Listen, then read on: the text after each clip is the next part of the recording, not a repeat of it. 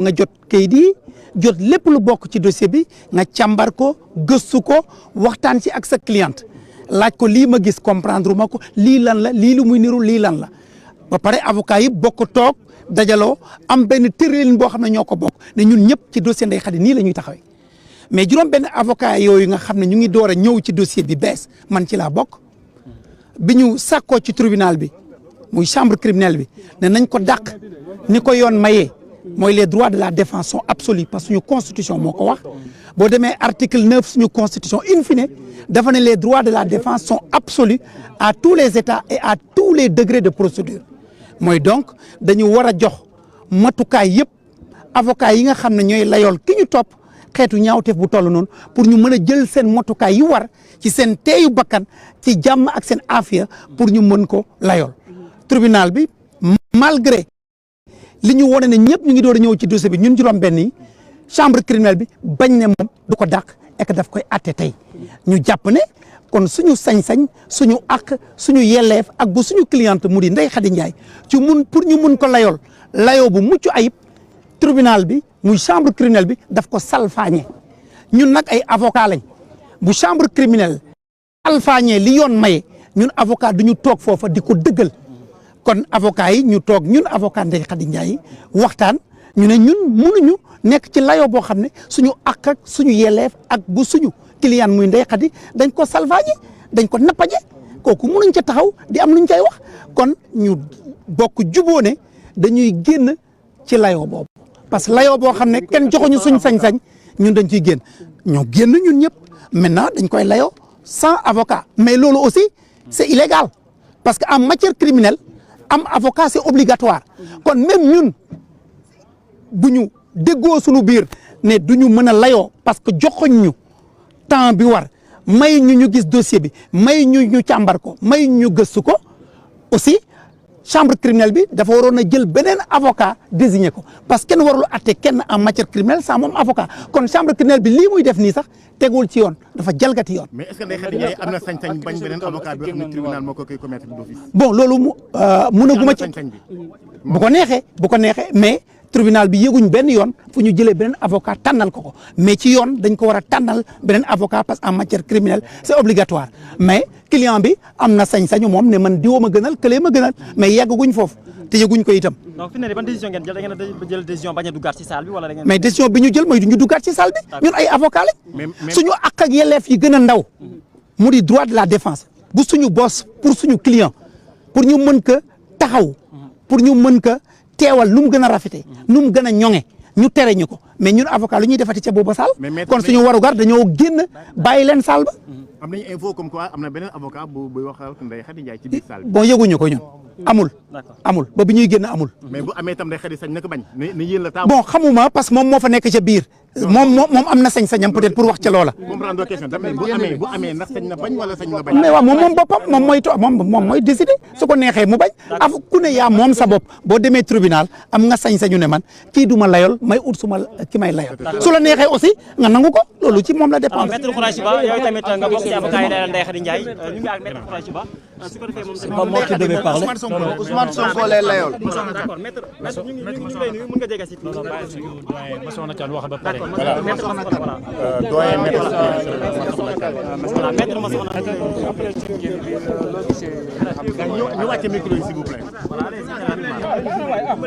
Alors, la présentation d'abord. en français, Oui, bismillah. je suis maître Massokhna Kane, avocat de M. Ousmane Sonko, Ok. dans le collectif d'avocats. Alors, qu'est-ce qui explique votre... Nous sommes une trentaine ou plus, parce qu'il y en a beaucoup qui se sont constitués aujourd'hui également. Là, en matière criminelle, personne ne doit être jugé sans assistance d'un avocat. C'est ce que la loi prévoit. Pour ce qui concerne notre client, il n'a jamais reçu de convocation pour se présenter devant cette juridiction. C'est très clair parce que il y a un officier de police à Ziguinchor qui qui a établi un procès-verbal pour dire qu'il a trouvé Ousmane Sonko devant sa maison pour lui signifier qu'il était convoqué devant la chambre criminelle. Et cela date du 11 mai. Du 11 mai. Il a daté son document du 11 mai. Alors que c'est le commissaire Adramé Sarr de Dakar qui, le 15 mai, a constaté dans son procès-verbal qu'il était allé au domicile de Ousmane Sonko et ne l'a pas trouvé. Et qu'il a dû faire recours à l'assistance du commissaire de Ziguinchor, puisqu'il avait appris que M. Sonko était à Ziguinchor. Donc le 15 mai, le commissaire Adramé dit « J'ai cherché Ousmane Sonko à son domicile à Keur Gorgui, cité Keur Gorgui, je ne l'ai pas trouvé. Et j'ai fait appel à mon collègue qui est à Ziguinchor pour lui servir la signification. » Et ce commissaire l'a dit, moi j'ai vu Ousmane Sonko il y a 4 jours. Or, c'est le 15 qu'on l'a requis. Il antidate son document en disant que c'est le 11 qu'il a vu M. Ousmane Sonko. Ce qui est manifestement faux. Donc, voilà comment ça s'est passé. Mais Ousmane Sonko n'a jamais reçu de convocation pour venir à l'audience. Et ça, c'est très clair. Alors, c'est pourquoi aujourd'hui, les avocats sont intervenus pour dire qu'il y avait cet élément, il y avait cette irrégularité d'abord, et il y avait le fait que également, il y avait des conditions de sécurité qui font que M. Sonko n'a pas pu venir, même s'il voulait venir. Mais il n'exclut pas de venir.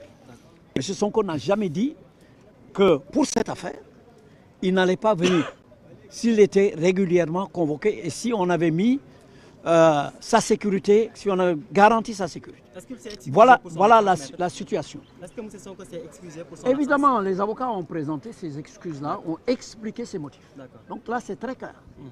Mais nonobstant tout cela, et contre toute attente, le tribunal a estimé devoir faire table rase de tout ça et retenir l'affaire. Donc en violation de toutes ces règles. Ici est ajouté que Ndeye Khady elle-même, il y a eu des avocats, comme ils vous l'ont expliqué, qui se sont constitués. Et donc, tout devait concourir à ce que cette affaire soit renvoyée. Parce que le code de procédure pénale dit qu'il faut au moins 3 renvois. Mais alors, où est l'urgence à vouloir retenir une affaire à la première audience? Parce que le 16, c'était une audience simplement de renvoi d'office. Éclairé.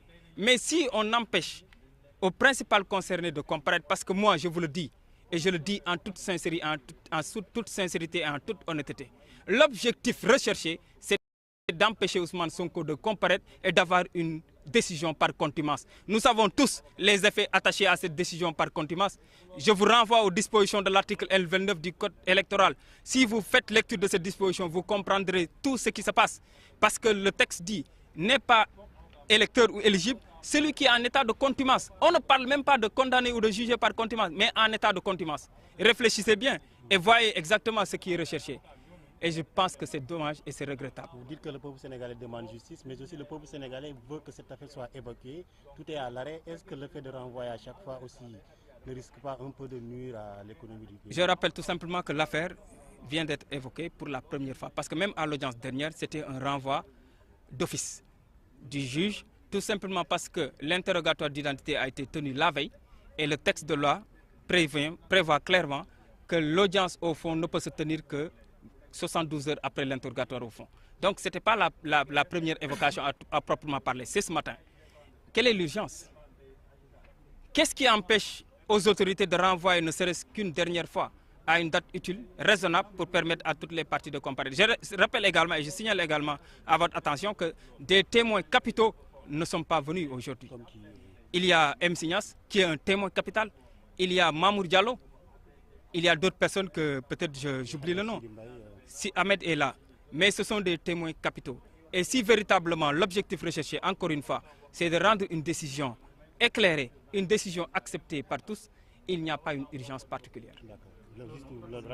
Maître Ousseynou Ngom, membre du collectif des avocats d'Ousmane Sonko. Juste en wolof, tey lan lañ mën a jàppandi si li tax ngeen génn te audience baa ngi continuer ci biir. waaw dañu doxalee nii parce que dañu jàpp ne li nga xam ne yoon loolu la prévoir pour atte mën a jaar si niñ ko soxlay tey amu fi lu waral loolu mooy tey bu ñu woowee dossier bi am na ay avocat yu bëri yoo xam ne tey la ñuy soog constitué wu juróom-benn lañ yaakaar naa ñoo xam ne dañ demandé renvoi pour accéder si dossier bi may rappeler ne que ne fañ nekk du juridiction bu simple c'est une juridiction criminelle ñañ fay atte peine yi ñu leen war a daan bu dee dañ jàpp ne li ñu toppee ñoo ko def ay daan yu diis la si condition yooyu dafay jaadu nga permettre avocat yi nga xam ne ñoom gannaaw yàlla ñoo fi nekkal pour layel ñooñu nga xam ne ñoom lañ fa atte nga permettre leen ñu mën a défendre convenablement seen client loolu la tribunal bañ ba loolu amee tamit ñun nga xam ne ñooy layel Ousmane Sonko attiré nañu attention juge bi pour wax ko ne suñu client ba nii ñuy wax ak yow kenn convoqué wu ko régulièrement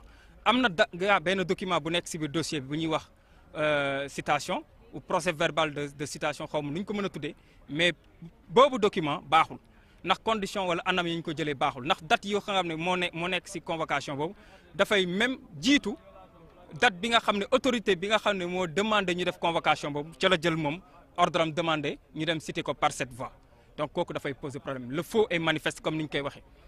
donc si loolu lañ demandé nañ ko renvoyer pour régulariser citation Ousmane Sonko ba pare jël ñun suñu engagement ne buy koy yoon dàqee dina ñëw teew mais malgré tout gis nañ ne nanguluñ ñu ko.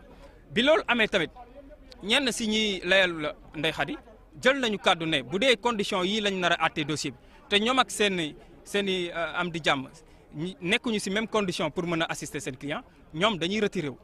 et malgré tout malgré que retiré nañ bàyyi fa Ndeye Khady juge bi continuer na àtte dossier bi ma leen di rappeler nag ne matière criminelle lañ nekk te ka ñuy àtte devant la chambre criminelle dafa am ay droits yu ko yoon jox benn si droit yooyu mooy kenn amul sañ-sañ àtte la te amoo avocat bu taxaw sa wet Ndeye Khady ñu ngi koy àtte waxtu yu may wax ak yéen fii ñu ngi koy àtte si biir te benn avocat taxawlu ko mu nekk ay mbir yu garaaw a garaaw yoo xam ne képp koo xam ne mbirum ak yelleef doomu aadama daf la yitteel war nga jóg tey xar sa tubéy wax si lii ndax lii dafa nekk un précédent dangereux buñ ko bàyyee mu dem ñun ñëpp on serait en sursis comme niñ koy faral di waxee.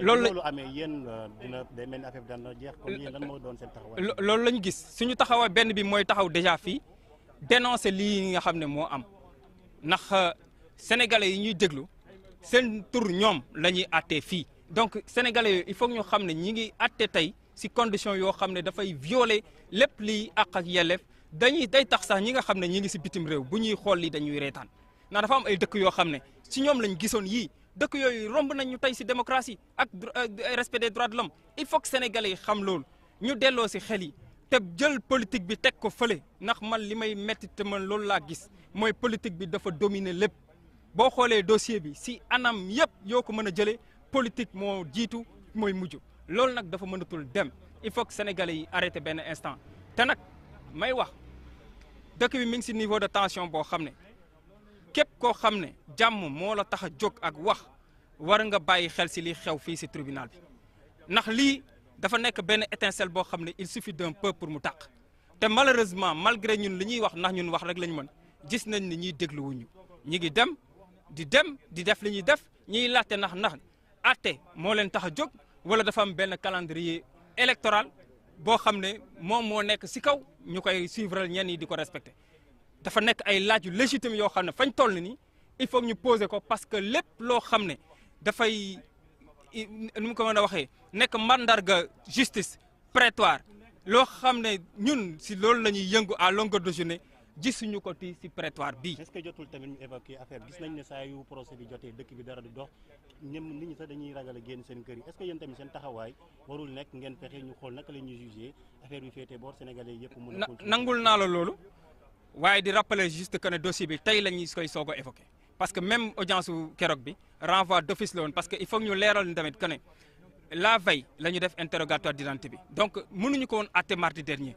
il faut que loolu leer donc c'était un renvoi d'office tey jii la ñuy soog a woo dossier pour la première fois ay milliers de dossiers ñoo nekk fii tribunal dossiers yooyu dañ leen di woo di leen di renvoyer plusieurs fois même bu dee dañ wax ne dossier bi dafa nekk un dossier à part nangul naa leen ko waaye les droits de la défense moo jiitu loolu yëpp ndax droit de la défense yooyu dafa nekk si bànqaasu réew mi muy constitution nekk si loo foo xam ne kenn du ko laata kenn du ko am loo si am xel bu ñaawara leen dafa nekk loo xam ne mooy li ñuy faral di wax ce n'est pas négociable te bu leen fàtte encore une fois ay peines criminelles ay peines infamantes loolu la ñi nga xam ne ñoom la ñuy àtte tey di risqué donc à partir de ce moment mënuñu fi nekk naan dëgg la bu dossier bi di dem vie sénégalaise économie bi dafay taxaw sénégalais yi dootuñu mën a vaquer à d'accord naa loolu yëpp waaye nag ñi nga xam ne ñoom la ñuy àtte parce que ñoom ñoo fi nekk tey te ñoom demandé wuñu tamit pour ñëw malheureusement ay fait moo dal seen kaw yoon a dal seen kaw nañ leen nangu li leen yoon may ne loolu kenn du ko négocier.